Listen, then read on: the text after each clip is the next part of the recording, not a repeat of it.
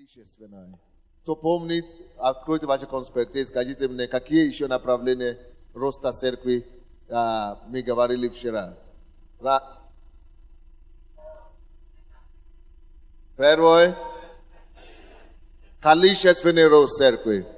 Какой еще второй? Не слышу вас. Духовное развитие церкви. Третье. Финансовое развитие церкви. Где Томшенко опять? Томшенко, где он? Третье направление финансовое, да? Четвертое направление. Рост церкви через влияние. Следующее направление церкви. Роста. Не слышу. Материальное благосостояние. Рост церкви, направление материального благословения. Следующее направление роста. Рост в области ведения и разумения. Так? Следующее направление роста. Какой?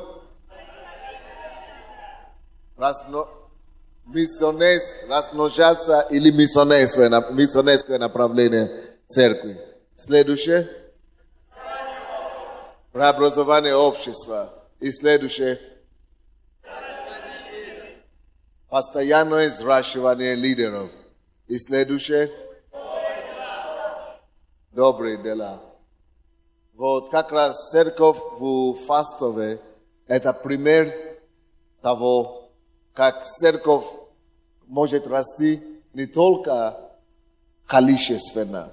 Когда мы говорим о росте, есть эти 10 направлений роста церкви, которые имеются. Может быть больше, но вот как минимум 10, которые каждая церковь может расти и должна стремиться расти.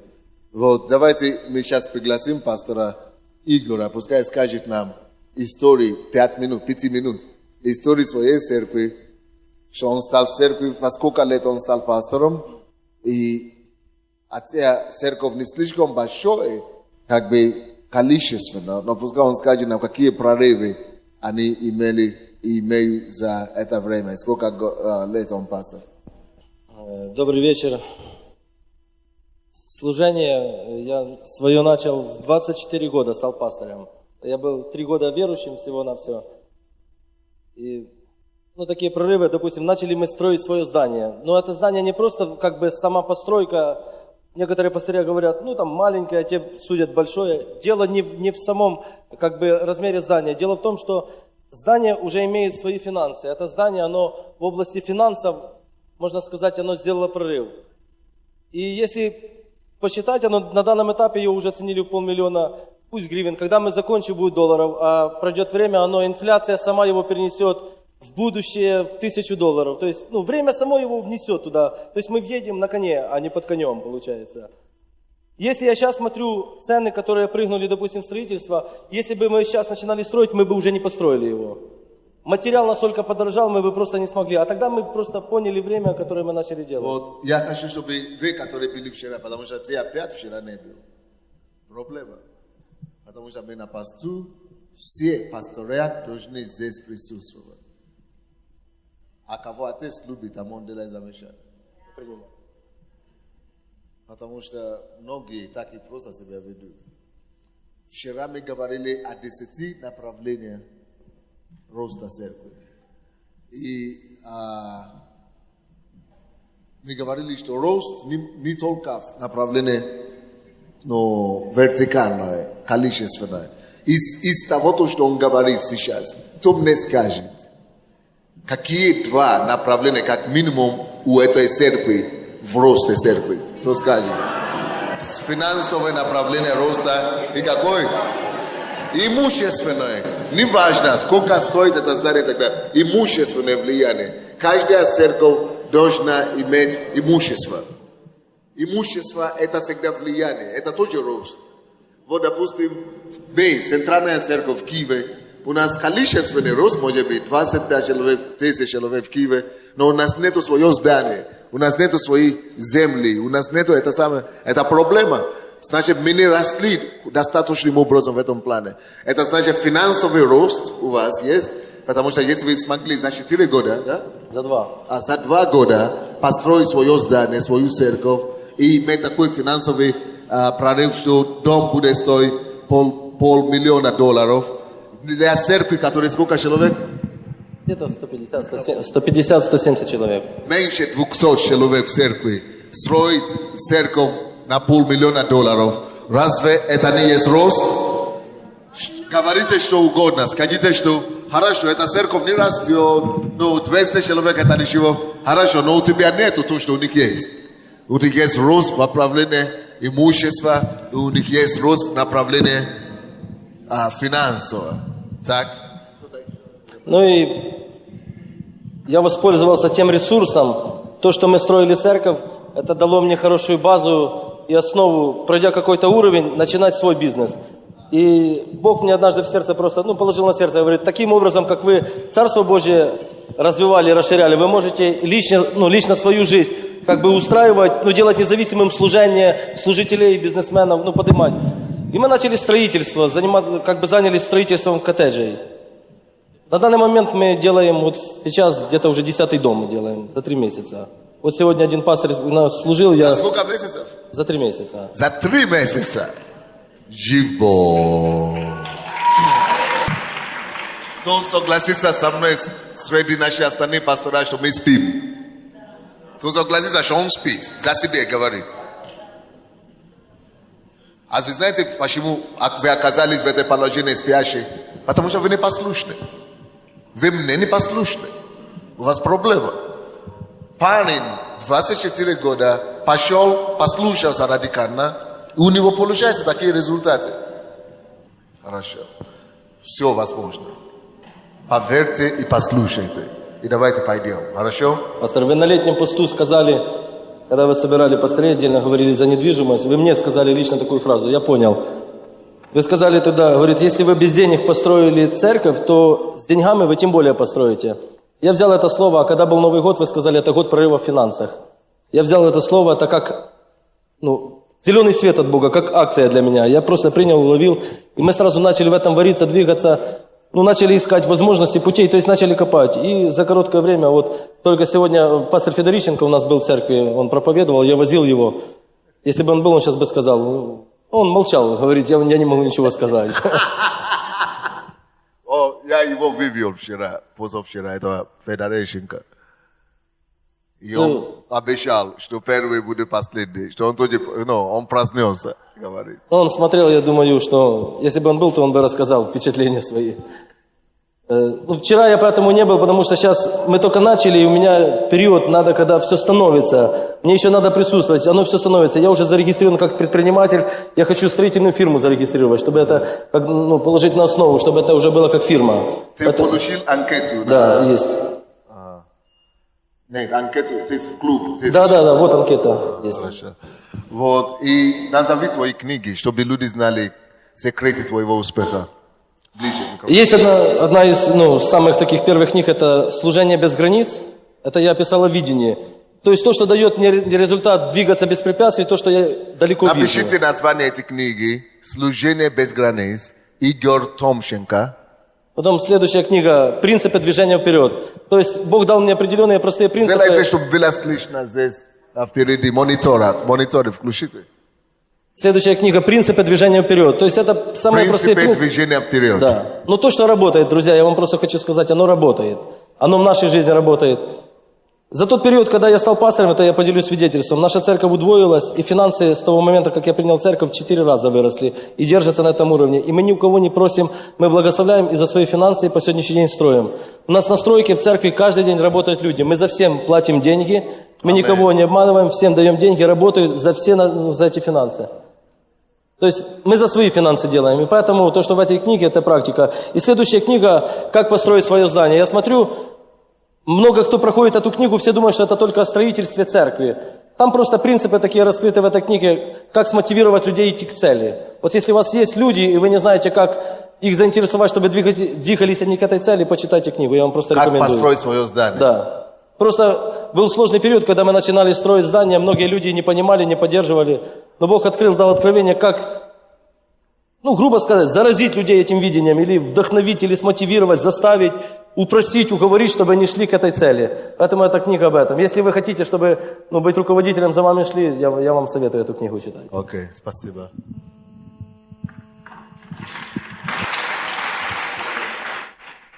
Если парень, которого выгнали из школы за неуспеваемость, за хулиганизм, если парень, который школу не закончил, если парень, который был самым большим бандитом в районе, если он покаялся, и в течение 4 лет после его покаяния он стал пастором и смог совершить такое для Бога, то есть грош нам цена, друзья. Мы, которые университеты закончили и так далее, мы не можем ничего толком для Бога делать, только сидим в церкви. Короче, сейчас, мы не будем сейчас об этом говорить. У нас другая тема. Я хочу закончить ту тему, которую я начал, прежде чем пророк пробил меня. А пророк меня сегодня пробил конкретно. Кто был здесь с утра? Кто-то, наверное, еще такого не видел, да? Мы ждем его, и после меня, если Дух Святой опять даст мне закончить. Короче, мы остановились на каком пункте? Я проповедую на тему, тише только в зале, проповедую на тему, что такое характер. Что такое характер? Что такое характер? Первое, о чем мы говорили, что такое характер, кто мне скажет? Это способность терпеть боль и долго терпеть. Нет, это пол ответа. Кто даст мне полный ответ? Это способность терпеть боль, когда все вокруг плохо. Что такое характер? Как вам знать, если у вас характер? Когда все не идет, как вы запланировали, когда все плохо, идет напротив, есть ли у вас моральные качества, есть ли у вас внутренние выдержки, проходя боли и терпя эти боли, не сдаваться, не идти на компромиссы, не срываться и не убежать, не скинуть эту боль, а выдержать боли, даже когда все плохо, но ты знаешь, что нормально, надо пройти это и пройти. Даже если нужно долго терпеть. Это первое. Второе, что мы говорили, что такое характер. Мораль человека, которая более всего проявляется в огненном испытании. Характер – это мораль человека.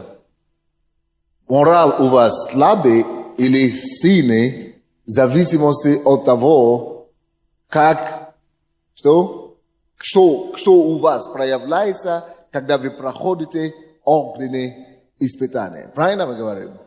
То есть, какой у тебя мораль проявляется, когда огненные испытания проходишь? Третий. Способность быть честным, даже если тебе в ущерб. Способность быть честным, даже если это тебе в ущерб. Способность быть честным, оставаться честным. Даже если это тебе придется платить цену, даже если тебе придется лишиться чего-то, даже если тебе придется потерять кое-какие вещи, но потому что ты знаешь, что так правильно поступать, быть честным, то есть ты знаешь, что это есть правильное дело. Вместо чтобы свернуться, вместо чтобы скомпромиссироваться, вместо чтобы идти на обман, или идти на лукавство, или что-то свернуть. А вы знаете, я так часто это встречаюсь. Допустим, в офисе у меня, я вижу, что я, допустим, дал задание кому-то, я говорю, почему вы не сделали то, что я вам сказал? Вы мне обещали сделать эту работу, допустим, сегодня. Он говорит, пастор, я не помню. Как это ты не помнишь? Ты помнишь. Но просто потому что это пастор спрашивает. Уже все. Он должен неудобно. Или, допустим, кто-то звонил и оставил телефон. И мне не передали, что сообщение оставили. И я говорю, кто-то звонил? Не звонили. Чтобы себя спасать. Но значит, нет у человека характера. Нету характера у человека.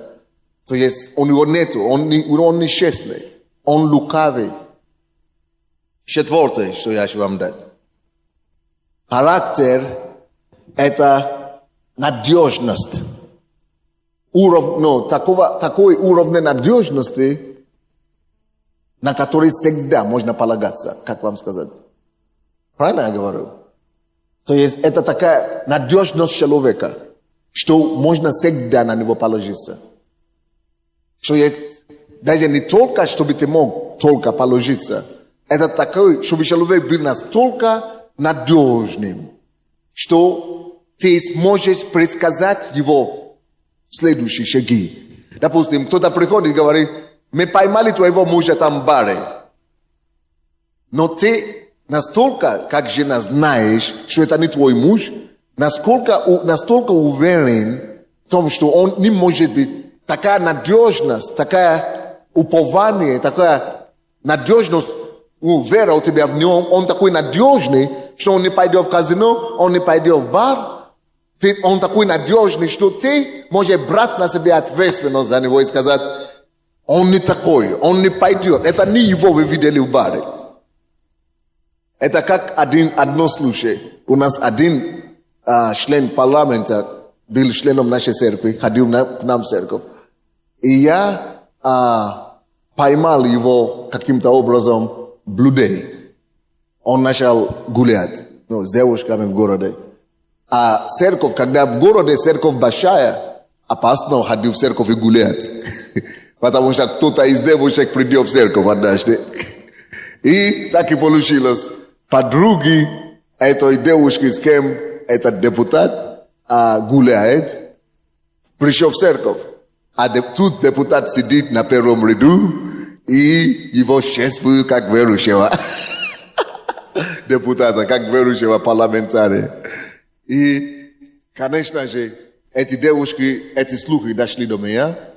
Я взял этих девушек, и я объездил город, весь город. И я ездил от одной девушки, другой девушки, третьей девушки, четвертой проституткой, пятой проституткой. Потому что если ты хочешь обвинить таких людей, у тебя должны быть факты. Я насобирал все эти факты. Да. Я взял те девушек, которые в церкви, которые рассказывали мне. И мы начали ездить по всем им подружкам. А я тебе не подарок. Я тебе обнаружу. Хочешь, не хочешь. Да, раскрою. Потому что я знал, что он отрицает. Он будет отрицать. И когда я уже пришел со всеми фактами, чтобы облегчить его, и я взял другие пасторы с собой, и мы начали его облегчить. Он понял, что все, факты, имена, все, девушек, все, что. Он говорит: да, все. А потом, когда я уже начал требовать у него другие, более сложные процессы покаяния и так далее.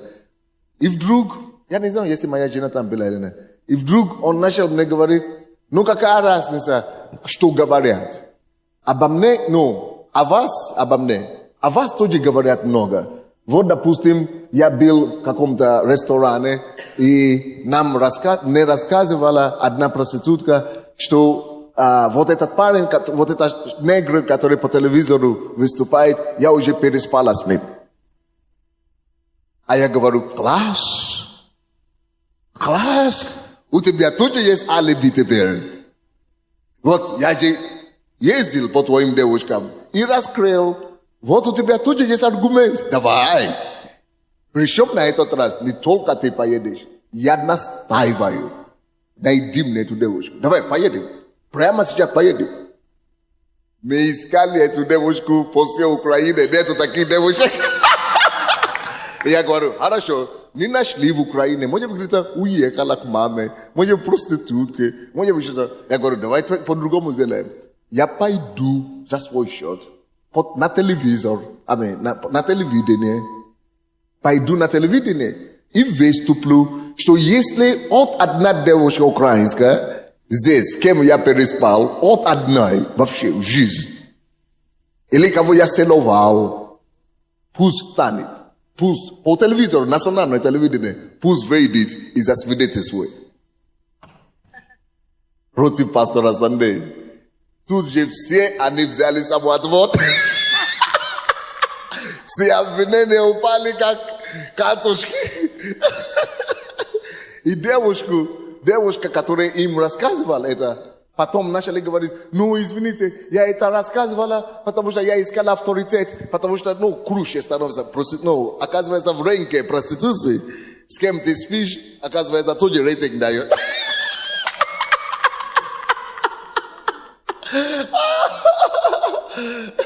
И эта проститутка начала говорить, слушайте, я начала, извините, я каю, я говорю, я тебе все, посажу. Ты посажу просто, ты попала, все. На кого ты указывай? Извините. Короче, нет, она на встречу не вышла.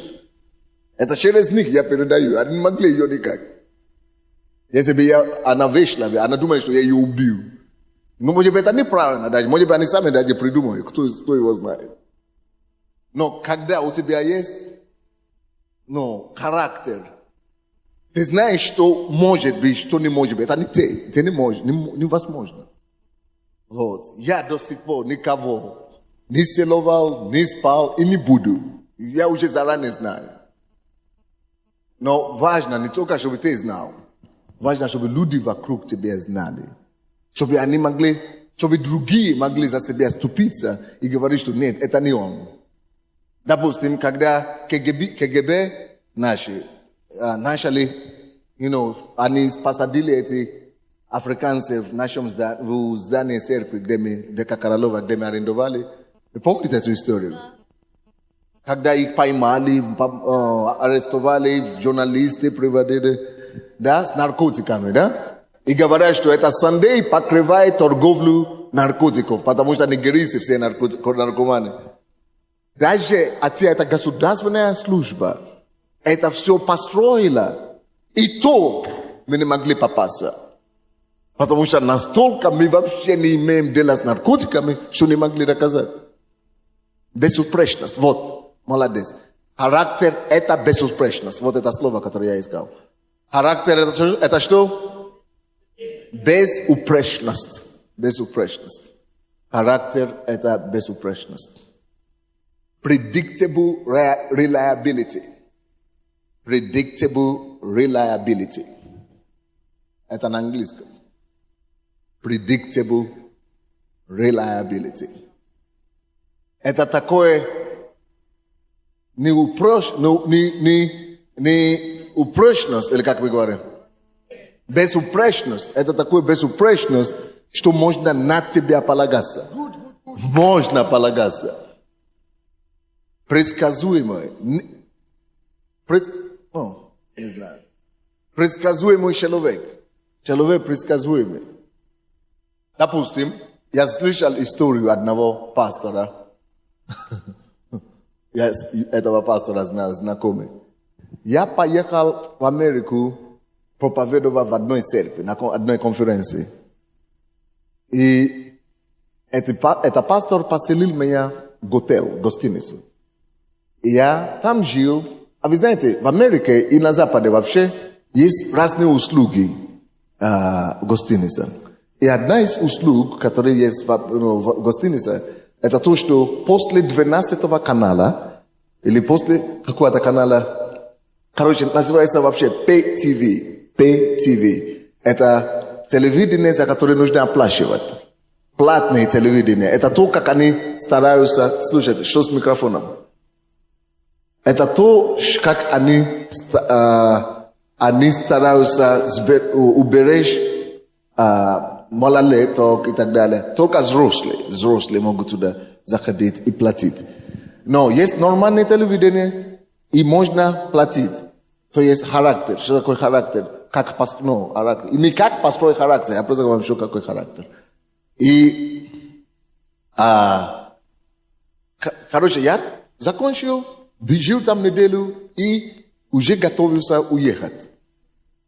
И пастор приехал и заплатил за гостиницу. И мы сели с ним в эту машину, и он меня вез в аэропорт. И начал мне рассказывать. Он говорит, я так тебя уважаю. Я говорю, за что? Он говорит, служение хорошо, помазание. Он говорит, но еще заодно. Он говорит, мы в эту гостиницу сажаем проповедников. И то, что мы обнаружили, есть некоторые проповедники, которые мало того, что, которые пока здесь живут, они воспользуются услугами взрослого телевидения, называется. Взрослое телевидение. То есть, проповедник приехал сделать конференцию, но, чтобы никто не знал, он быстренько с утра идет, оплачивает за те взрослые телевидения, просмотры, которые он сделал, чтобы когда пастор приходит платить, чтобы он только платил за остальное, то, что чисто. Но то, что эти проповедники не знают, это то, что в этой гостинице администратор член церкви.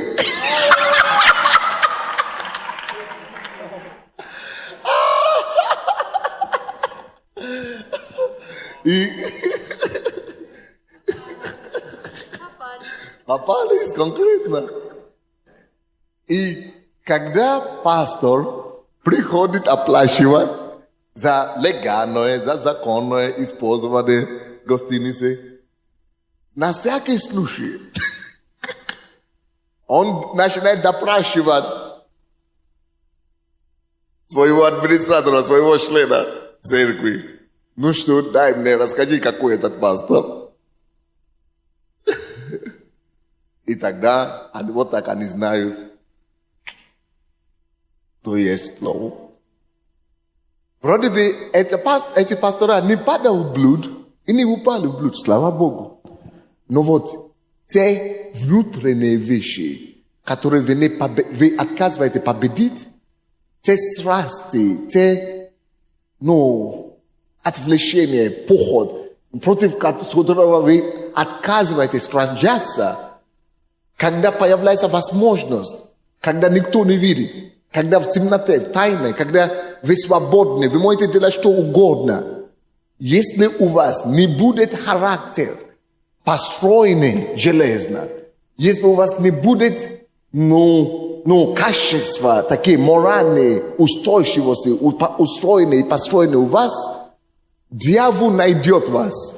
Дьявол всегда найдет способ и даст вам такую возможность разгуляться, как хотите.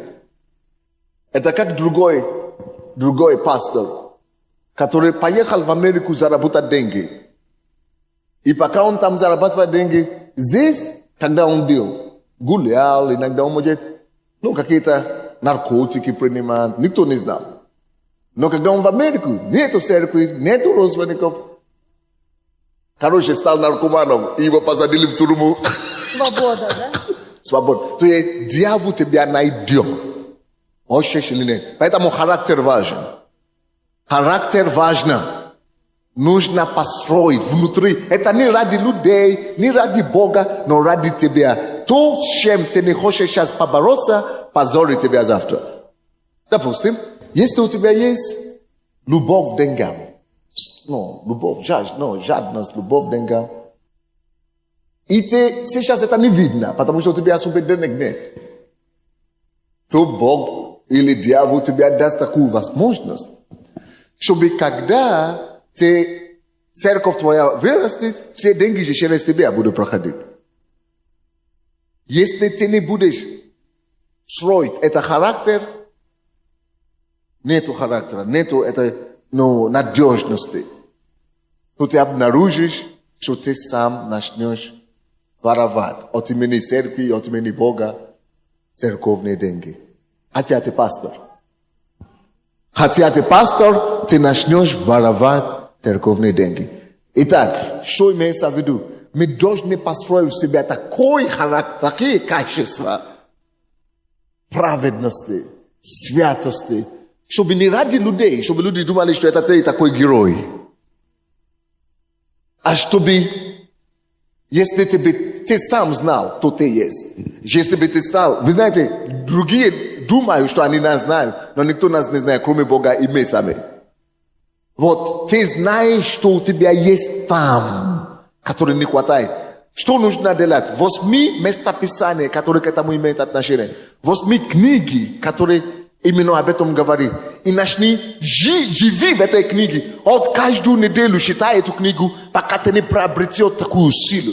Это как у меня раньше, когда я смотрел телевизор, переключал телевизор, я попадался на такие фильмы, где обнаженные и так далее.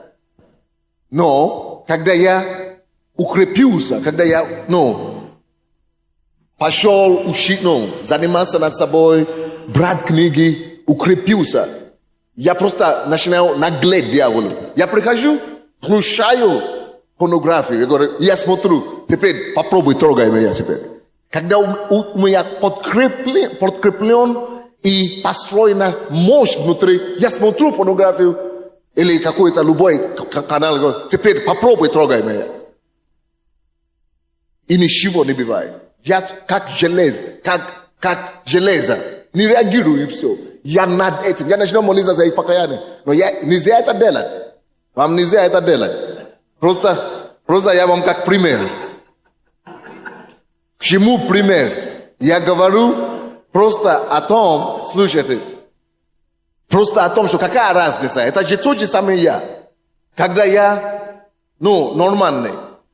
Другие направления, может быть, я силен в духе, проповеди, но если в этом плане я вижу моя слабость, и я попадаю в эту слабость. Но когда я занимаюсь над собой, когда я подкрепляю себя, даже это же самая вещь, которая меня ранила, уже не может ранить.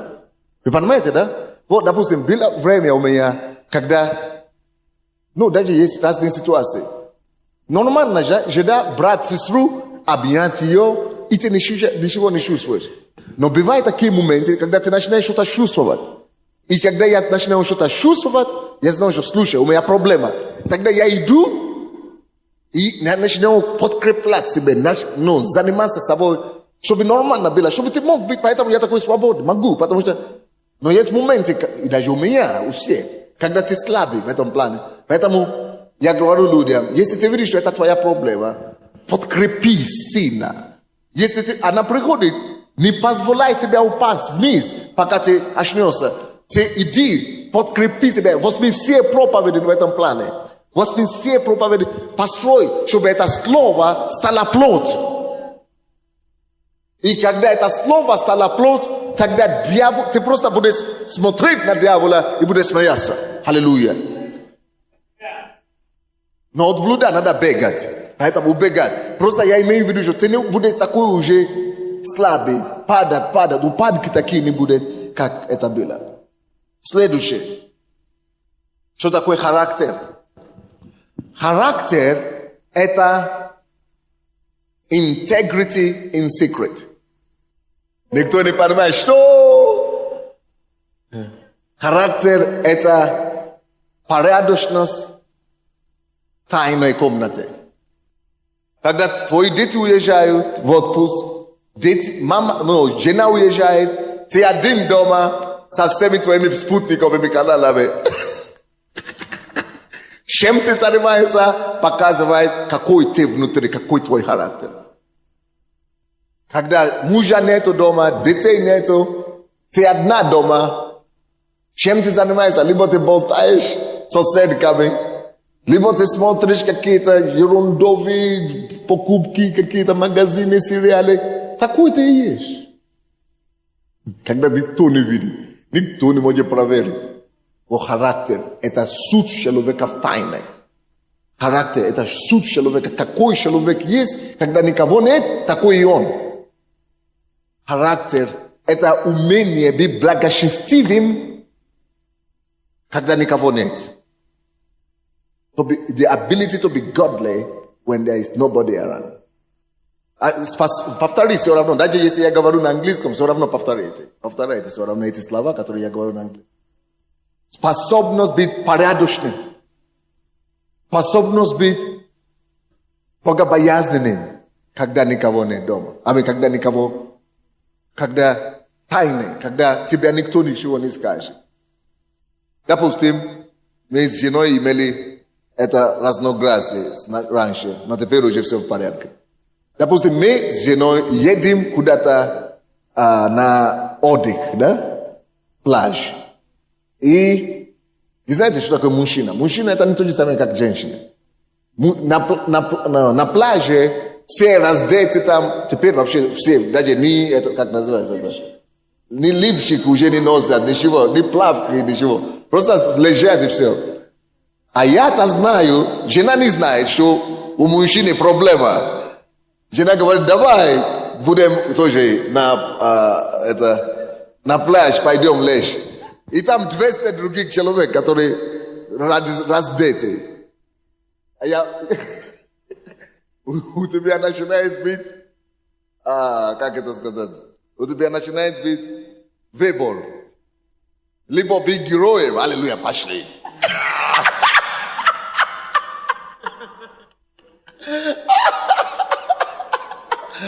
Либо быть героем, ничего, давай, пошли. И делать вид, что тебя ничего не берет. Или сказать правду. Даже если это правда не популярная. А жена же думает, это же такой мой муж помазанник. Как это может его волновать? Как это может его беспокоить? Вот, допустим, мы с боссом приехали на Канадские острова. А для меня отдых – это способность, это просто возможность оторваться от моих дел и все. Сидеть в квартире. Ну, мы приехали в гостинице, никого не знаем здесь. Класс. Для меня это хорошие условия. Я сплю и просыпались утром, и тут другая пара была с нами. Девушка моя зовет мою жену и того мужа. Та пара и зовет нас. Давайте пойдем гулять, лечь на пляж. А я говорю, нет, я не пойду. Потому что я с окна моей комнаты, то, что меня уже достает оттуда, уже достаточно. Тем более, если я туда пойду.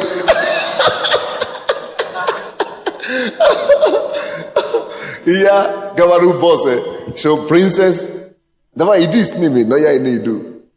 Короче, первый день она потерпела, пошла сама. А в это время для меня отдых. Она говорит, вы же приехали отдохнуть. Я говорю, я отдыхаю. Я пишу книгу, да? Я пишу проповедь, получаю откровение. Для меня отдыхаю, никто не звонит, ничего. Ау, класс, отдых. Она потерпела первый день, но она пришла с отдыха. Я ее трогаю. Спит, не смотрит, лицо не ко мне. Значит, недовольна чем-то. Проблема. На следующий день она уже говорит, давай пойдем опять на тысяч или что-то фонит. Опять на пляж. И я говорю ей, слушай, принцесса, ну иди, я тебе не мешаю, давай. Я просто, я не пойду. И она говорит, все, поедем в Киев. Короче, так это и случилось. Мы поехали на 3 дня, но на 10 дней или на 2 недели. Но на 3-й день мы уже обратно вернулись домой. Потому что я думаю, я не хочу жену обижать, но все равно, еще хуже повредить свою душу. Кто согласен со мной? То есть, как вам сказать, тайны, когда ты можешь делать вид, что я ничего не видел, ничего не происходит, но страдать внутри, мучиться внутри. Если ты не можешь сказать нет, у тебя проблема. Вот, в этом случае, допустим, я просто вижу, что зачем мне бороться, когда я могу убежать? Зачем мне мучиться, попадать в Nigerians? Yeah. I will greet you. Just a minute. So, зачем попадать в искушение в то время, когда можно избежать это? Даже если это не популярно. Предотвратить. Но, вы знаете, я вам еще больше скажу. Большинство мужчин не могут это делать. Они все равно идут как герои. Как будто ничего нет. Они обманывают. Спросите у честного. Найдите мне одного честного мужчины, который скажет, это на меня не действует. Никогда в жизни. Он вам правду скажет. Только они хотят быть героями. Или они это любят смотреть. Они видят, что это не чисто, но все равно это делают. Однажды они попадутся. Или дьявол их поймает. Поэтому я и говорю, что я не приветствую эти пляжи. Если идти на пляж, только на индивидуальный пляж или на пляж, где верующие только собираются. Даже при этом, все равно.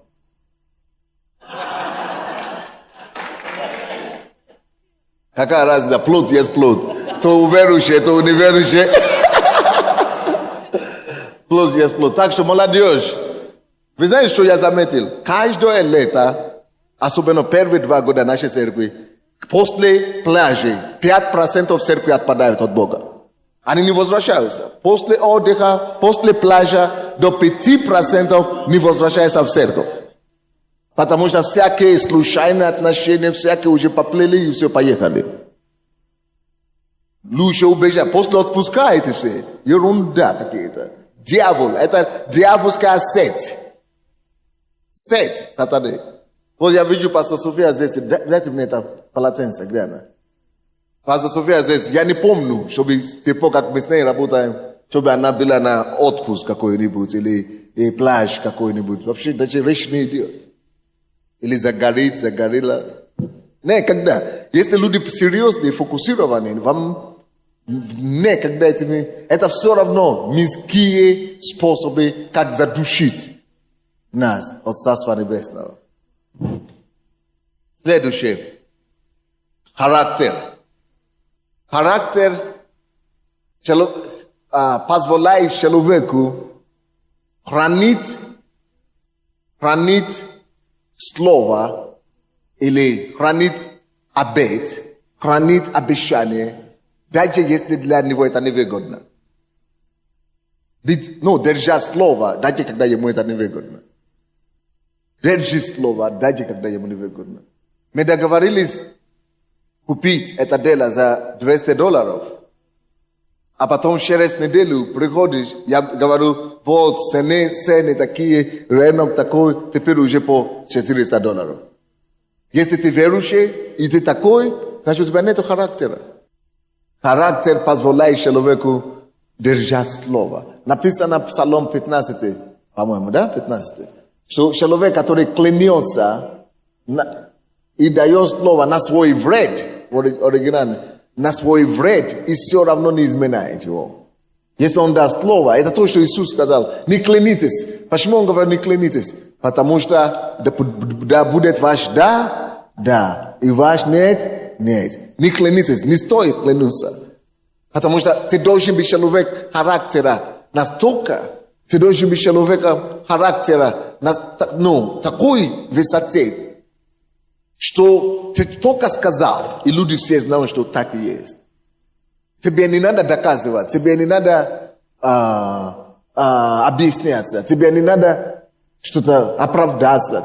Если ты сказал, все люди должны знать, что так оно и есть, и так и будет. 14, да, Псалом, извините. Псалом 14, 3 стих, 4 стих. Это на английском, по-моему, на 15. 14:4 по-русски. Следующее. Очень похож, но это совсем другое. Послушайте. Характер остается верным данному слову, да, мы говорим. Данному слову, даже если он уже не обязан исполнить это слово. Вы заметили разницу, нет? Даже если он уже не обязан исполнить обещание, все равно исполняет. Делает то, что он обещал. Хотя вроде бы уже ему говорят, не надо, или положение уже изменилось. Но раз он дал, он это делает не ради этих людей, не ради условий, не ради обстоятельств, а потому что он изнутри, он побуждаемый своего характера, который внутри. Он побуждаемый свое внутреннее качество, что он ради своей совести это делает. Он ради своего утверждения это делает. Он это делает, потому что он человек слова. Потому что если раз он говорил, неважно, вы уже у него требуете это или не требуете, он все равно это делает. Даже если вы больше не требуете от него. А есть, вы знаете, такие верующие, что мало того, что ты требуешь от них, ты гонишься за ними. И то они прячутся, и тебе доказывают, что они не должны платить, что ничего не должны. Ты даешь деньги людям, тебе возвращать проблема. Какая разница? Кто из вас знает, какая разница между первой, предыдущей и этой? Характер, что человек исполняет то, что он обещал, даже на свой вред. И это то, что я сейчас говорю, что он исполняет то, что он сказал, даже когда уже не надо это исполнять. Кто знает разницу? А? Не вижу руку. Что-то вы... Кто знает? Кто это мне скажет? Так, встаньте, скажите. Подойдите сюда. Подойдите сюда. Кто еще знает, пускай станет. В первом случае обязательства как бы давлеют на человека, а во втором случае никаких обязательств нет, он свободен. Дайте ей пятерку. Молодец. Молодец. Аплодисменты ей. Молодец. Умница. Кто еще скажет по-своему? Кто по-другому скажет? Это когда человеку попросили что-то сделать, первое, и он пообещал, сказал, все, я сделаю, он сделал. Второе, когда человеку сказали, ну, я тебя попрошу, да, можно не делать, но если захочешь, то сделай. И как бы и человек все равно пообещал, и он сделал. Даже когда ему говорят, можно не делать, можно уже не делать. Но потому что он когда-то уже пообещал, он все равно идет делает. Видите, как она правильно сказала и умно сказала. В первом случае человек платит или это делает, потому что он обязан это делать. Есть некоторые вещи, которые мы обязаны делать.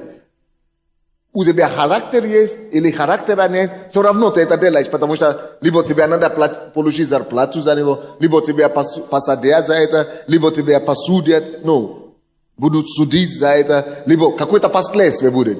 Если ты обещал, потому что у тебя обязательства, и ты делаешь не потому что ты порядочный еще, ты делаешь просто потому что ты боишься наказания. А во втором случае ты это делаешь, потому что ты такой. Ты не боишься последствий. Не то, что ты обязан что-то делать. А ты это делаешь, потому что ты порядочный. Ты такой, характер такой. Допустим, пример. Зачем жить свято? Не обманывать других людей, поднимать других людей, благословлять других людей. Зачем делать добро, танте? Зачем делать добро человеку, когда она ничем не может отблагодарить? У нее, нет, я не спрашиваю вас. У нее денег нет. Она, не дай, вы не бомж, поэтому я сразу вам специально спрашиваю. Она, допустим, бомж или алкоголичка. Она ничем не отблагодарит, ничем не отдаст. Зачем мне ее любить, жертвовать на нее, финансировать и так далее? Когда, если я это делаю, потому что я могу что-то получить, она может отблагодарить, тогда это уже не характер. Но если я это делаю, потому что Бог сказал, я такой, я должен быть как Бог, я должен быть добрый, как все. Я должен любить и любимых, и нелюбимых. Тогда у меня есть характер. Поэтому Иисус и говорит, помните, что Он сказал? Что толку вам давать и приглашать на ваши встречи, на ваши пещеры, пещеру, там, где только те, которые могут вас обратно пригласить. Зачем дарить людям, которые только будут вам тоже дарить что-то? То есть это не характер, у вас нет характера, у вас нет порядочности внутри. Но если вы сможете делать добро ко всем, спасибо, дорогая. Я вижу многие церкви по всему миру. Они все свои деньги тратят только на проект, программы, аппаратуры какие-то. Но тратить деньги на наркоманов никто не делает. Тратить деньги на бомжей никто не делает. Тратить деньги на бедных никто не делает. Потому что оттуда ничего не будешь иметь. Значит, у них нет качества Бога внутри. И в нашей церкви, как это тоже распространено, когда пастор Sunday входит, все приветствуют его. Здравствуйте, привет, пастор. Но когда какой-то Николай неизвестный входит, никто даже его не заметит. А я не могу это понять. Я всех приветствую. Я всех ну, отношусь то же самое. И даже если я его не знаю, как его зовут, я приветствую его все равно. А если я его знаю, мой лидер, все равно приветствую. Характер.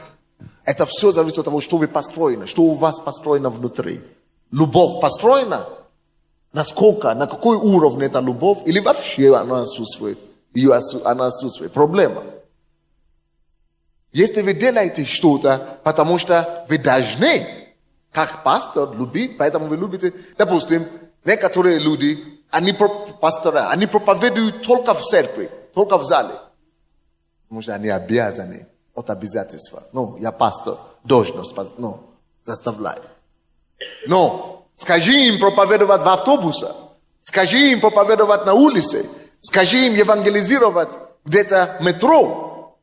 Как будто это уже не тот же самый пастор, смелый такой, который все разгоняет в церкви. Ты не порядочный. Ты не порядочный.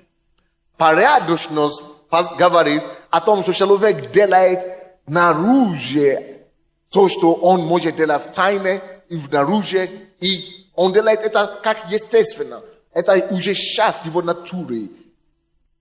Как? Да, это стало часть его жизни, он стал порядочным.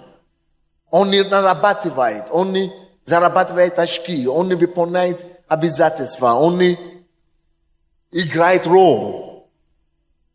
Так что можно так сказать, что первый случай, когда ты обязан это делать, ты это делаешь, ты играешь роль. Но когда ты это делаешь, все равно, в любом случае, это значит, что это стало частью твоей жизни. Кто-нибудь слушает меня сегодня или нет? Следующее.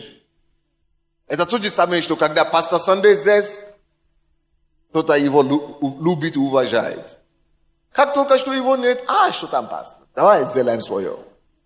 Это говорит о том, что он не любит его, он не уважает его. Следующее. Вы знаете, у всех нас есть принципы и ценности. Да? Но кто из вас тоже знает, согласится со мной, что эти ценности в течение дня иногда десятки раз меняются. В зависимости от ситуации. И в отношении, о ком речь идет. Принципы эти сгибаемые, flexible, гибкие. Смотря кому и какое обстоятельство. Смотря кому применять и где. Вот моя жена, допустим, когда мы только что женились, ой-ой-ой, я всегда ее достаю с этими примерами. Но потому что она самый близкий человек. Когда мы только что женились, боссы постоянно отела меня. Потому что мы приходим куда-то в гости или на свадьбу, а я смею себе. Она такая культурная. Ей это дико всегда. И она меня то брюки дорогая, то рубашку дорогая. Наверное, кому-то это что-то напоминает.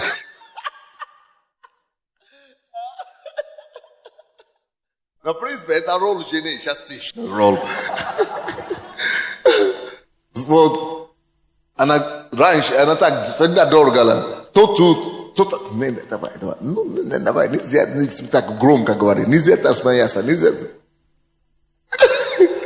А потом, через какое-то время, прожили несколько лет вместе, она однажды мне приходит и говорит: слушай, когда мы уже с ней ездим, до границ, везде, а я такой же все равно. Допустим, я прихожу на собрание, где я первый раз вообще стою, все эти помазанники, они такие, почтенные, такие серьезные, а я выскакивал, как мальчик, побегушка, и начинал прыгать, и все это самое. Без традиций, без комплексов, без шаблонов, начинал кричать, молиться, все как есть. А после мне приходит и говорит: пастор, ты знаешь, одна из вещей, одна из тех вещей, что я люблю в тебе, это то, что ты всегда тот самый везде. Ты всегда, как сказать, ты всегда такой же, несмотря на то, кто там, чины у них, авторитеты. Ты всегда такой же, как ты есть. И это так здорово, а? Ты постоянный, ты не подстраиваешься. И она это говорит, что да, это одно из вещей. Вот то, что наоборот ее больше всего раздражало, теперь она говорит, это одно из вещей, которые я больше всего люблю тебя. Что ты такой же, как везде. Могу, да, но не лукавый, не посредственный. Если я могу, я чувствую, обнимать людей, любить их, потому что ты так и чувствую. Свободный. И я не играю роль, чувствую то, что я... Но, вы знаете, как это нелегко, только Бог знает, насколько... Вы сами знаете, насколько это нелегко. Обычно обстоятельства диктуют, кто ты должен быть. Но нет. Это уже сейчас стало моей натурой. Я уже такой. Вот это порядочность, характер, это то, что позволяет человеку быть верным своим принципам, несмотря на обстоятельства и несмотря на то, кому речь идет. Допустим, когда кто-то грешит в нашей церкви, мы его наказываем и исправляем. Если он не хочет исправляться, мы его изгоняем, попросим из церкви. Но когда это уже относится к высокопоставленному депутату или кому-то, это нелегко, я вам скажу. Это очень нелегко. Или к миллионеру, и это миллионер твой член, или сенатор твой член, и он делает тот же самый грех, идти конфронтировать. Только живой Бог знает, какой ты должен быть.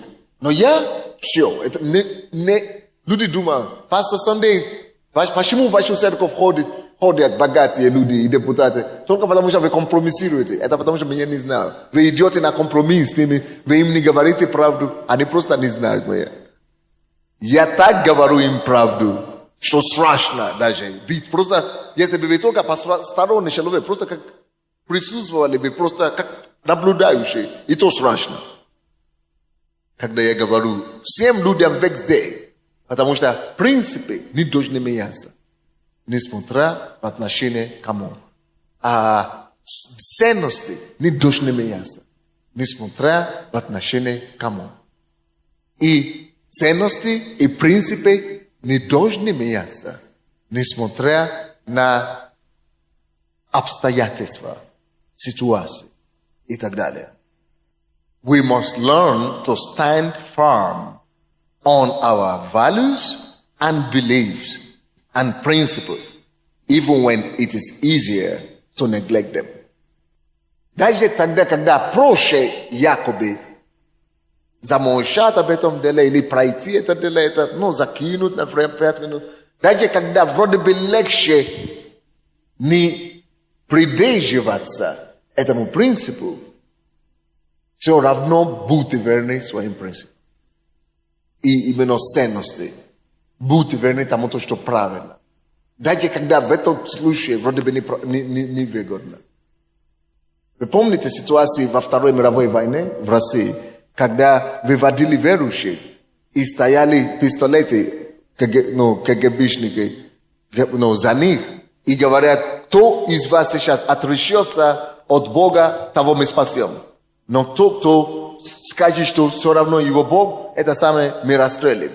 И когда они уже выстроили их на расстрел, из, может быть, 200 человек, может быть, 10 сказали, или 20 сказали, нет, лучше мы умрем. Но расстрелите нас. А те все, которые сказали, что извините, но ничего, мы потом покаемся, Бог потом простит. Именно их расстреляли. Потому что говорили, что вы не верны. Если вы своему Богу не верны, тем более нашей системе вы не будете верны.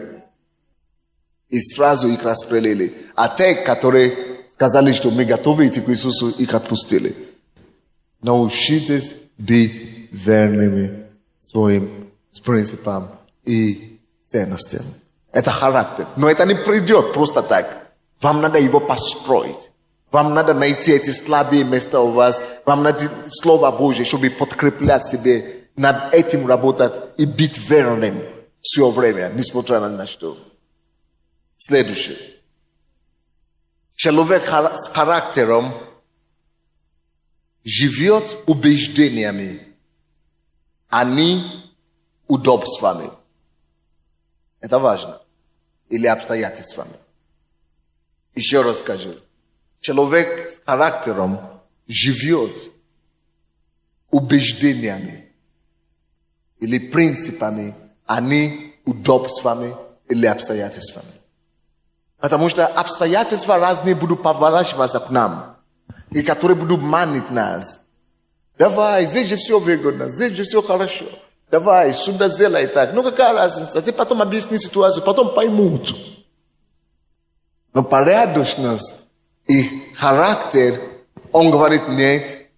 Даже если поймут, даже если никто не заметит, даже если никто не угадается, что мы так поступали ради этого, даже если никто это не видит, но я внутри себя это знаю, что иду на поводу удобству или, как я сказал, или обстоятельству, или благословением. Некоторые люди, они компромиссируют свои принципы именно потому, что какое-то благословение появилось. Или потому, что какое-то благополучное, благоприятная обстановка появилась. Благоприятное случай повернулось к ним, выгода какой-то появляется, и они все откидывают. Но это человек, у кого нет характера. Это человек, у кого нет порядочности.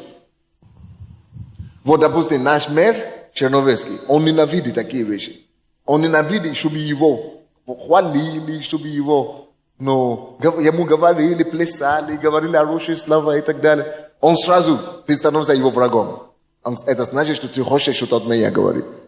Это значит, что ты хочешь меня использовать. Все. Говори мне правду, будь мне лучше врагом, чем другом, который это делает, льстит. Да. И он не любит людей, которые уважают его слишком. Все, он сразу от тебя отстраняется. Лоболепство и так далее, это все качество людей, у кого нет характера.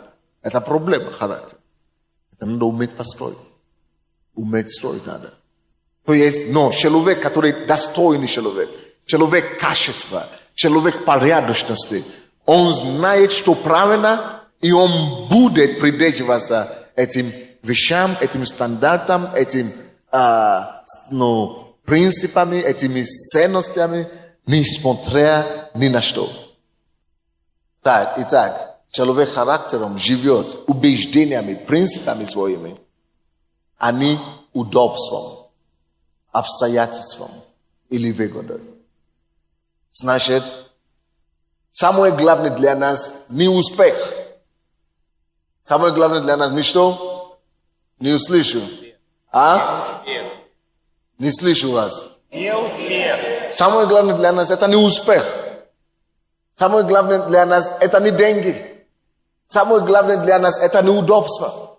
Самое главное для нас это не рост. Что есть самое главное для нас? Порядочность, характер и порядочность. Потому что если люди, которые посчитают успеха больше характера, как только что возможность есть стать успешным, зарабатывать, стать популярным, они сразу идут на поводу, на компромисс своей совести. И сразу они снижают уровни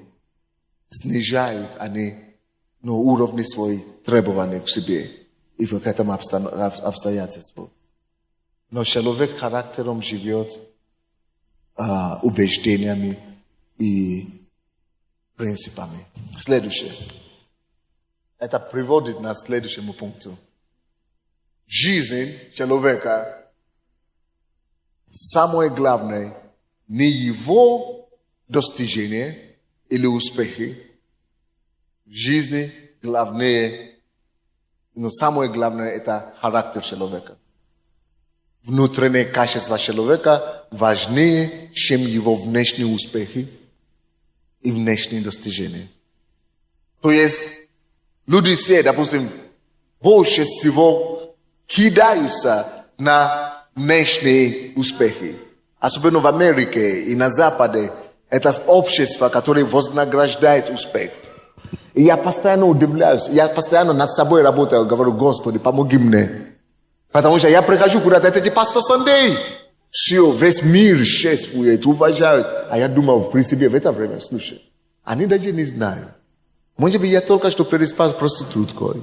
Может быть, я только что украл церковные деньги. Может быть, я только что натворил.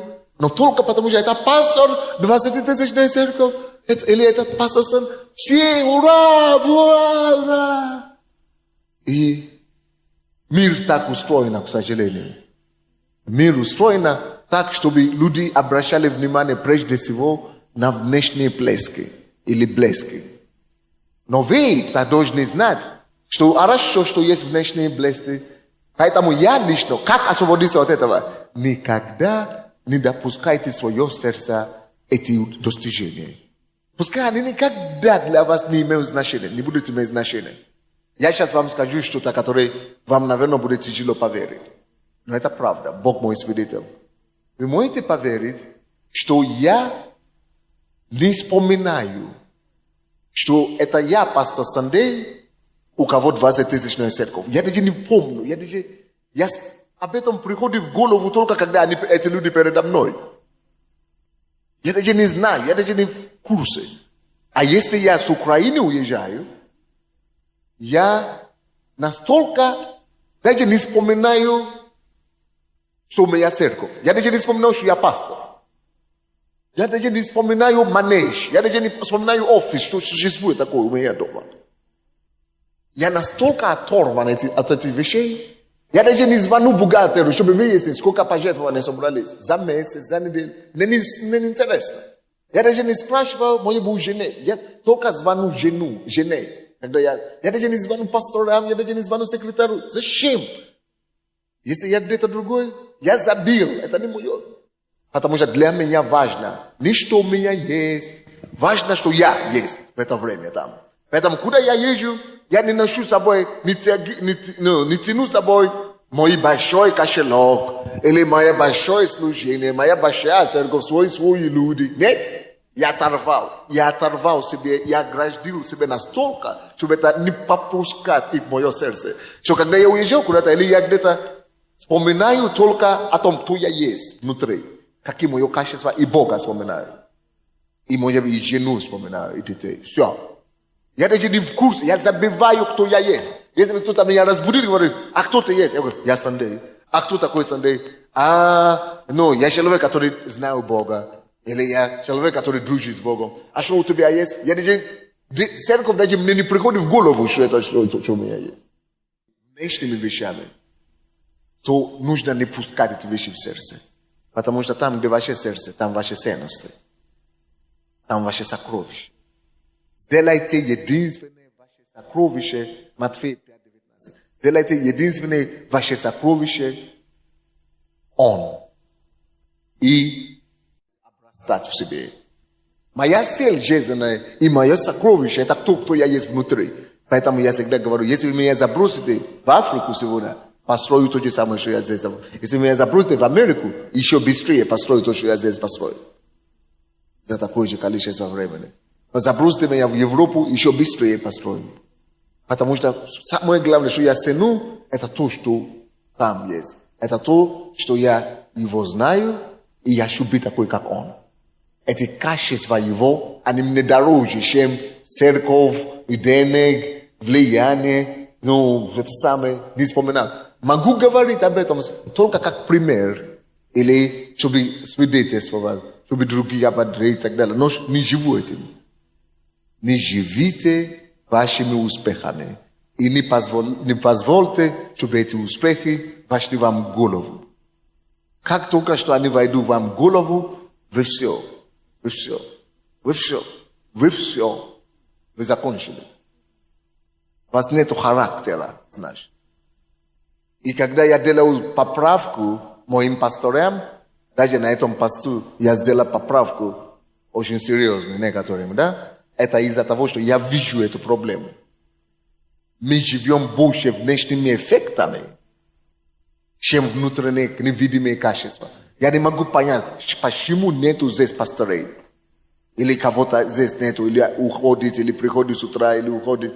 Не могу, мне тяжело. Потому что порядочность требует того, что говорят, что так надо, значит я такой. Все. Говорят, что так оно должно быть, значит я такой. И, допустим, другие люди, которые, очень много примеров, которые я просто, мне дивом дается, многие вещи, которые люди себе запросто позволяют. Ладно, если человек пойдет, работает для церкви, ищет что-то и так далее. Это другое, если он и выполняет. Но если свое какое-то, просто потому что ты считаешь, что остальные все глупые, это он такой умный. Не знаю. Или просто потому что, почему? Кто-то там будет все равно молиться, а зачем мне там быть? Мне это вообще не понятно. Я это не делаю, потому что там есть кому молиться или никому молиться нету. Я это делаю, потому что сказано, порядочность внутренняя меня толкает.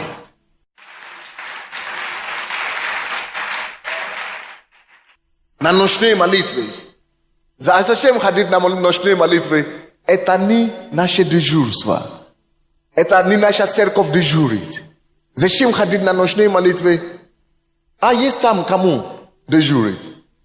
Значит, вы руководимыми обязательством, а не естеством. У вас нету порядочности, у вас нету любовь к Богу, чтобы вас тянуло в ночные молитвы. У вас нету достаточной посвящения Богу, влюбчивость Бога, что вам все равно. Конечно, все то, что я говорю, это не значит, что быть фанатом. Я послушал проповедь Елены Архиповой о том, чтобы не сгореть в служении. И я знал, что это такое, потому что 3 года назад я чуть не сгорел сам. Поэтому важно, чтобы вы, конечно, быть умными. Но надо, это не сгореть в служении, это не должно быть прикрытием для бесхарактерности, беспорядочности. Понятно вам, нет? Надо просто уметь, она дала нам очень хорошие пункты. Надо уметь спланировать и так далее. Чтобы оставаться отзывчивым, порядочным. И все равно обязательным, и все равно отдыхать. У меня была другая крайность. Я человек обязательный настолько, что я себя часто загоняю. У меня нет крайности. Больше. Моя жена говорит, ты человек крайности. Вот над этим я работаю. Чтобы отдохнуть больше, чтобы больше себе отдать, больше отдохнуть, дать себе это самое. Но ничего. Следующий пункт. Человеческая жизнь, жизнь человека, вы слушайте меня. Характер человека важнее его речи, важнее его слова, важнее его риторики, важнее его... Большая разница существует между тем, что человек говорит и заявляет, и то, кто он есть на самом деле. Вот характер – это то, кто он есть на самом деле. А вот слова, что он говорит, это можно говорить с ума, что хочешь. Следующее. То есть отличие есть между тем, что вы говорите, и то, кто вы есть. И порядочность – это способность сводить до минимума расстояние между вашим словом и вашим делом. Между вашим словом и вашим делом. Сократите, ни у кого почти не получится 100%, чтобы он всегда исполнял то, что он говорит, но, по крайней мере, старайтесь сближать его. Аминь. Это внутренняя порядочность. Следующее, что вам надо знать, публичные способности, публичные, не только ораторские, допустим, одежда, вид, не только публичные эффекты, публичные и внешние способности, разные способности бывают. Способности говорить, способности проповедовать, способности одеваться, способности впечатлять, способности достигать успех. Внешние способности, не только имидж и все, способности. Внешние способности не творить внутренние качества. Давайте скажем по-другому. Внешние и публичные качества не могут созидать внутренние качества. Внешние качества не способны, не превращаются в внутренние качества. Внешние качества не обозначают, что такой же человек внутри. Допустим, если человек хороший проповедник, все говорит, это еще не обозначает, что он такой внутри. Внешние способности, внешний характер, внешние характеристики, внешние качества еще не говорит о том, что человек такой есть внутри. И какой бы то ни было, и многие люди стараются быть добрыми внешне, стараются добрыми делами искупить то, какое они есть внутри.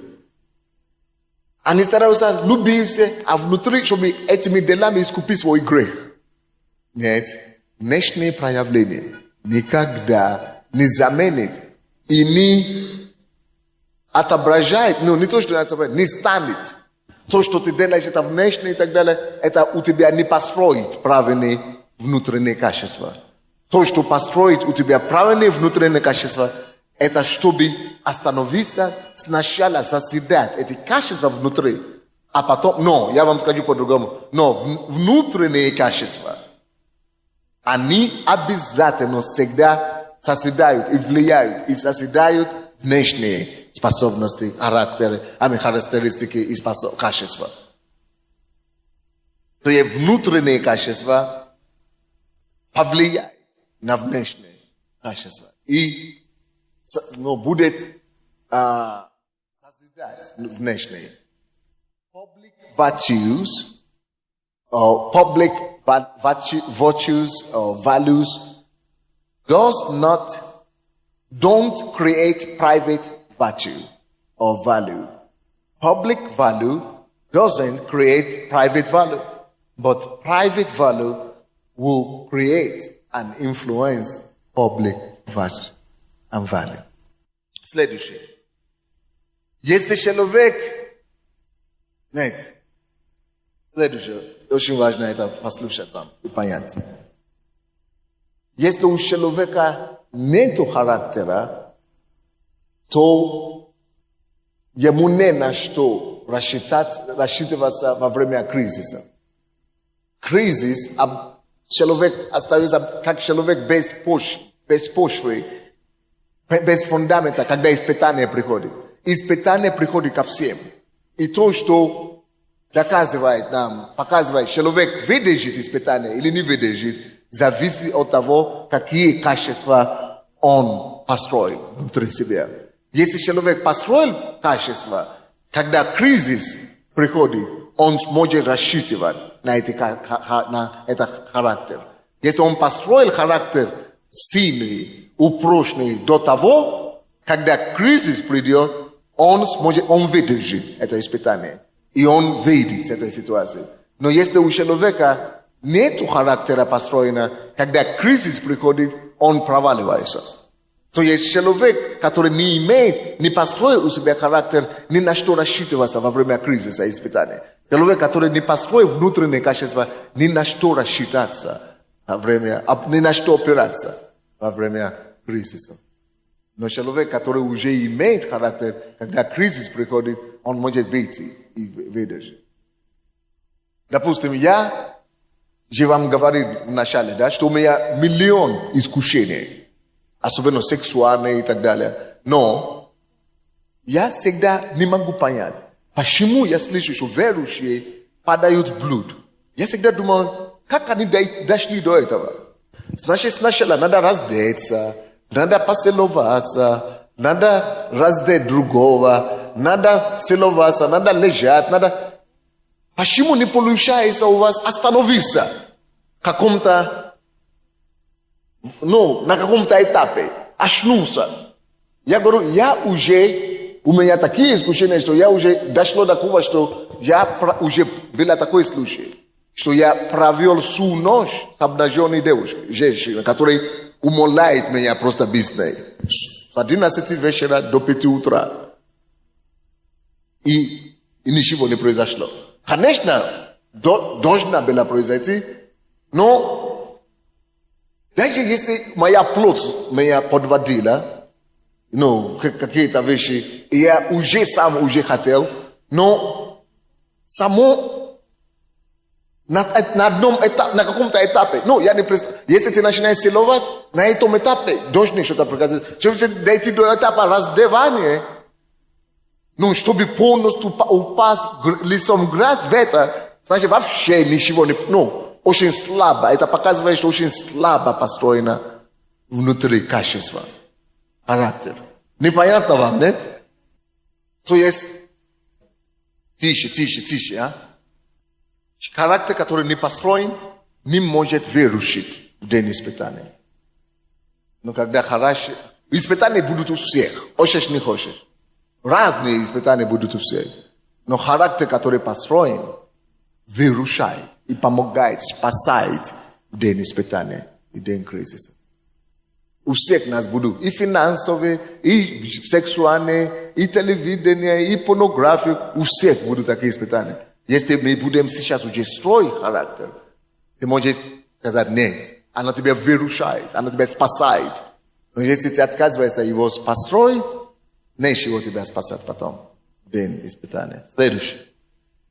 Характер человека виден, характер человека виден в его habit, привычка. Характер человека виден в его привычках. Если ваша привычка встать с утра и телевизор включить, значит, сразу понятно, что вы построили внутри себя. Качество, какое вы внутри себя построили. Если вы проснулись с утра и телефоны берете, и кому-то сразу звоните, не Богу, а кому-то сразу звоните, значит, видно, что у вас внутри. Оно выдает. Привычка человека его выдает, какой у него характер. Или как мы говорим, выдает? Как? Выдает. Именно выдает, что его... Ты не обманешь. Как только что я вижу твои привычки, я знаю, какой ты характер. Если я вижу, что ты опаздываешь на собрание, какой ты у тебя не говоришь, я знаю, какой у тебя характер. Если я вижу, что ты не делаешь, что ты говоришь, привычки твои показывают. Ты не можешь лгать, ты не можешь обманывать. Они показывают твои внутренние качества. И последний, может быть, не последний, посмотрим. 15. Да, если 15, тогда последний. Напишите. Наш характер – это совокупность наших привычек, дела, которые мы повторяем, постоянно делаем, что мы постоянно делаем, то, что мы постоянно делаем, то, чем постоянно занимаемся. Характер наш состоится от нашей мотивации, какие у нас, что нас пробуждает, что нас побуждает делать, что мы делаем. Что нас побуждает поступать так, а не иначе. Какие мотивации у нас есть. Любовь к Богу, любовь к людям, или страх Бога, или страх людей, или ненависть. И, конечно, наши, во что мы верим. Наши веры, наши убеждения и наши ценности. Это все вкладывает и становится нашим характером. Это все есть совокупность нашего характера. Ну что ж, кому-то это помогло сегодня или нет?